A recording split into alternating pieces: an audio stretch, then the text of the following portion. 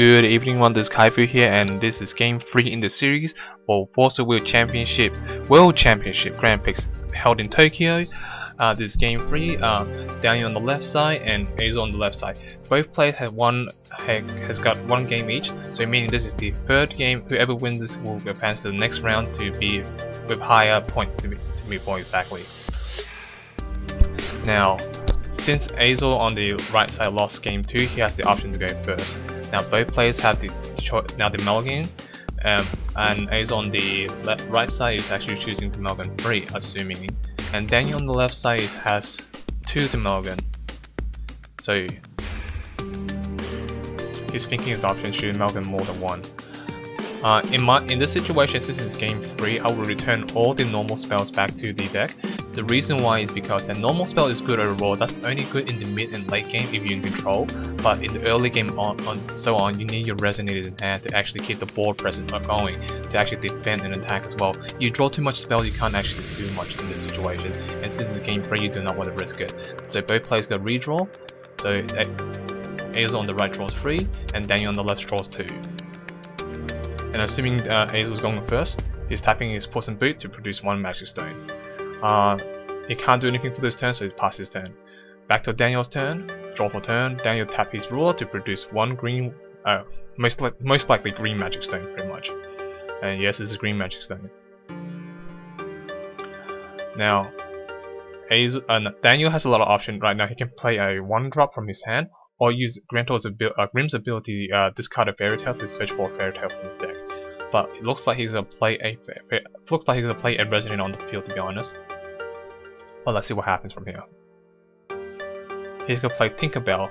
Now Tinkerbell is currently sitting on 200 attack, 200 defense, but if there's more fairy tales on the field, the bigger that Tinkerbell will get. Back to Azo's turn. He tap his Puss and Boot to produce another magic stone. Next he play Grant on the field to produce another green magic stone, and tapping 1 to put a monk on the field. Not monk, I mean the elf.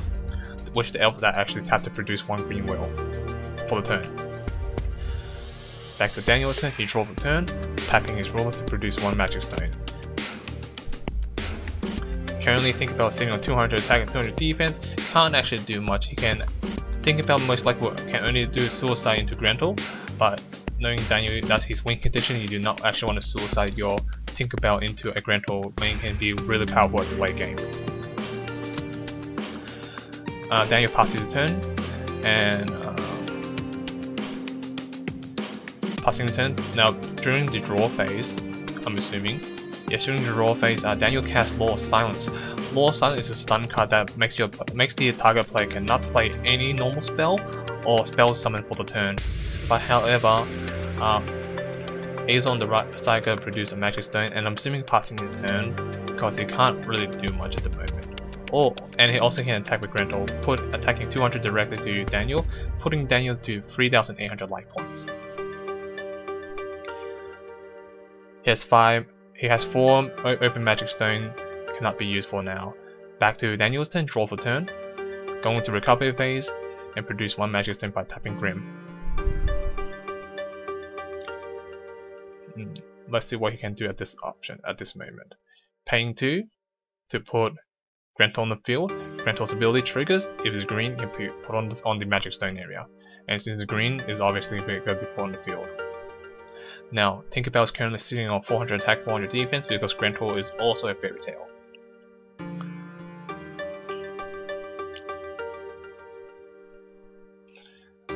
Daniel's thinking his option what to do.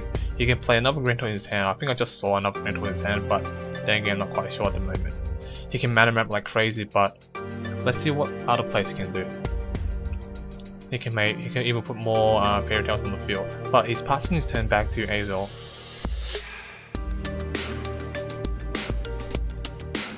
Yep, he's gonna pass his back. He's gonna draw for turn, and another Law of Silence being cast against Azo on the right side, meaning he can't play anything for the turn.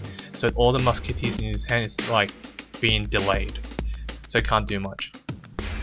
So tapping his ruler to produce 1 magic stone.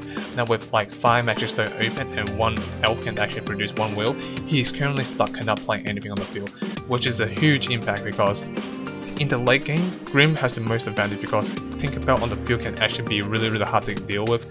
When it's currently sitting on 1000 attack, 1000 defense, it can even overcome musketeers pretty much, producing one for the one on the field, but tapping's raw. I'm kind of surprised that Daniel did not actually use Grimm's ability to search for resonators, because usually he always in turn 2 or turn 3 search for resonators, but he's paying 2 to put Grant on the field to produce another magic stone. Paying another 2 to put another Grant on the field, and he will get another magic stone. Now that's currently 8 fairy tales on the field. Wait, he's paying 1 to put a Tinkerbell on the field. Now there's 2 Tinkerbells on the field and 3 Grettles on the field. Putting each Tinkerbell on the field 1000 each. So the one Tinkerbell can attack directly to putting Azel on the right side on 3000 life points. Since 3 Gretel and 2 Tinkerbells, making a Tinkerbell 1000 attack and 1000 defense each. So already in the mid game the Tinkerbell's already becoming a problem for Azel. So Azel has to do something, and hopefully Daniel on the right side does not cast another Law of Stun, because Azel on the right side is already delayed by 2 turns, do not do anything for at all. He has a lot of musketeers in his hand, so he can play a lot of combos and so on. Let's see what he can do exactly.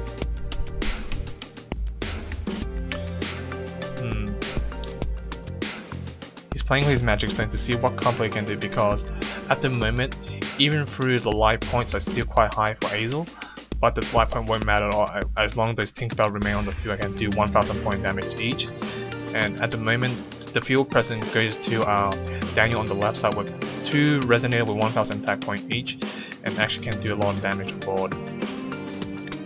While Azel on the right side only has a Gretel and an Elf, which can't do much by itself unless you put more resonator on the field, and hopefully it can successfully put on the field. Because the last 2 turns that Daniel cast Law of Silence, putting Azel on the right side 2 turns behind doing anything at all, so he needs a lot of catching up to do at the moment. Azel seeing his play, what he can do, what he can't do, what is the best play he can do, because he knows that he's in disadvantage at the moment.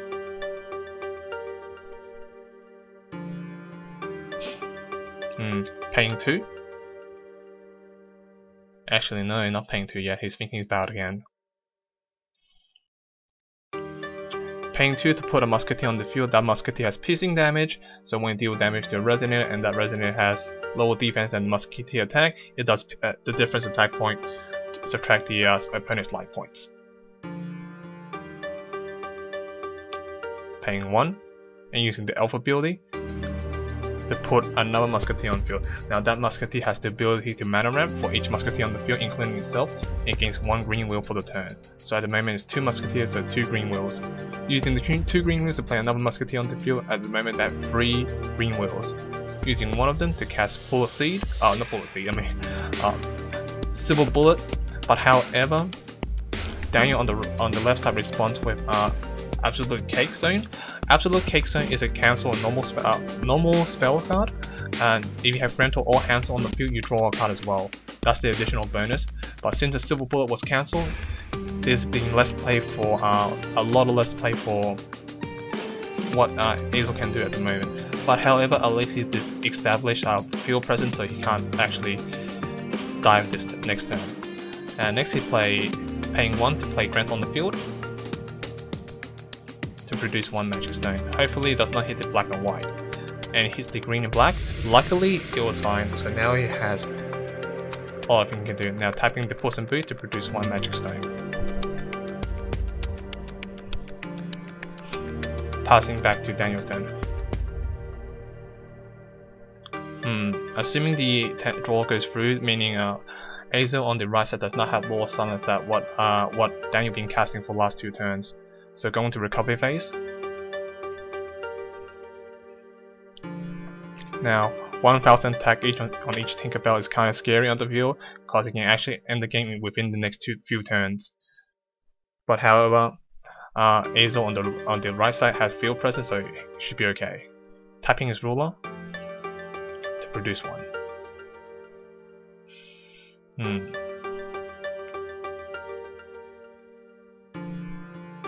Let's see what he can do.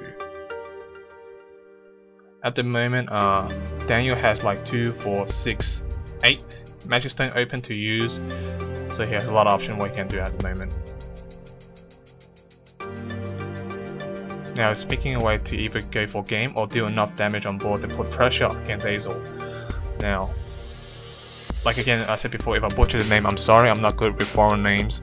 So yeah. Now he's thinking his option again. 1000 attack point each on each Tinkerbell can do a lot of damage on board, and not even the musketeer can withstand that powerful mighty attack. Paying 1, using Grimm's ability to search for a resonator.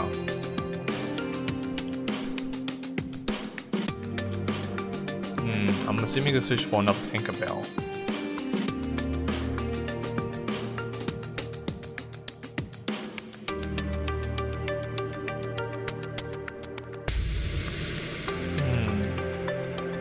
Well, I can't see actually like exactly what he's searching for in his deck, but I'm assuming he's searching for Tinkerbell at the moment. Now, even if he does use the Grimm's ability, he still has 7 mana stone to use.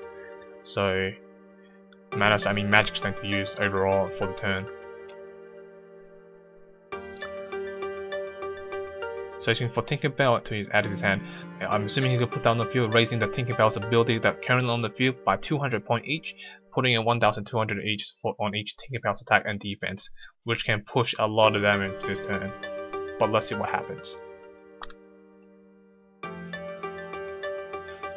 Currently, the advantage still goes to Daniel on the left side due to Tinkerbell being really high attack power in the mid to late game, and stunning the opponent for 2 turns with Law of Silence. Playing a Tinkerbell on the field, raising all the Tinkerbells on the field by 200 more. Paying 3 for 5. Ooh, a 5 cost resonator. Putting the pipe on the field. When the pipe comes to play, it targets a resonator and put in rest position, and that resonator cannot recover in the recovery phase. Not only that, when it declares an attack, it can target a resonator and rest it, so meaning stop blocking from happening before it can activate. So now at the moment there's currently 2, 4, 6, 7 fairy tales on the field, putting each Tinkerbell on the field 1400 attack each. Now the first Tinkerbell will take the first attack.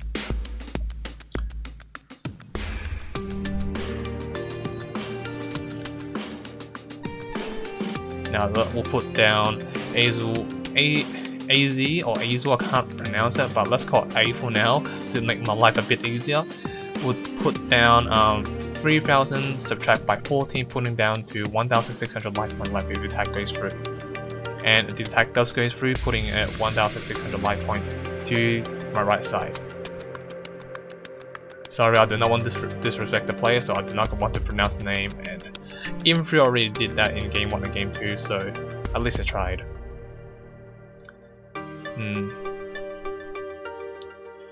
Daniel's still thinking.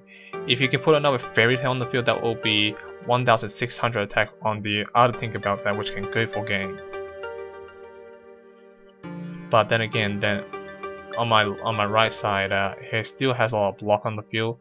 2 musketeers can block, and 2 griddle can also block as well.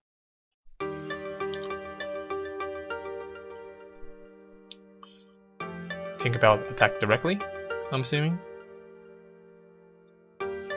Attack directly, putting on my right side on 200 life point left, so that's really low life at the moment, and hopefully he can survive this next attack. Oh, passing his turn, leaving the other resident in attack position, in recovery position, so he can block next turn. Now we're carrying 200 life points, and overall, on my right side, he's still down at disadvantage unless he make a really good comeback.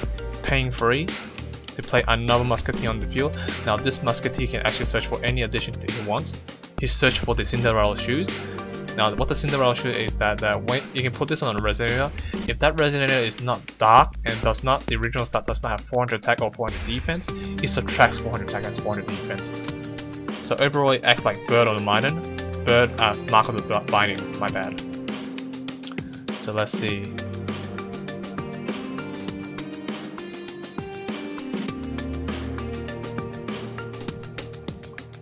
paying 2 to put another musketeer on the field. And next he will J activate, putting his J rule on the field. That J rule have a unique ability. Reason why is that should be game from there. Yes, he on my right side he actually played the pumpkin witch, which he needed to go for a game because with a lot of damage on board. To go back to the J rule part, what that J rule does is that when it comes to play, or when it is on the field actually, all musketeer on the field gains additional 400 attack and 400 defense, pushing enough damage to go for game. And with the pumpkin witch on the field what just been played, putting it all flying and swiftness on all resonators.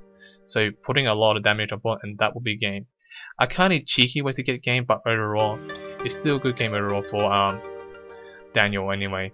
Even Daniel has the upcoming advantage, but he can finish it off next turn. But however, on my right side, A actually drew, or actually had the pumpkin witch in hand to actually go for game. So you guys, that's all for this series, and we might go to round 2, and stay tuned for next time. Thank you very much.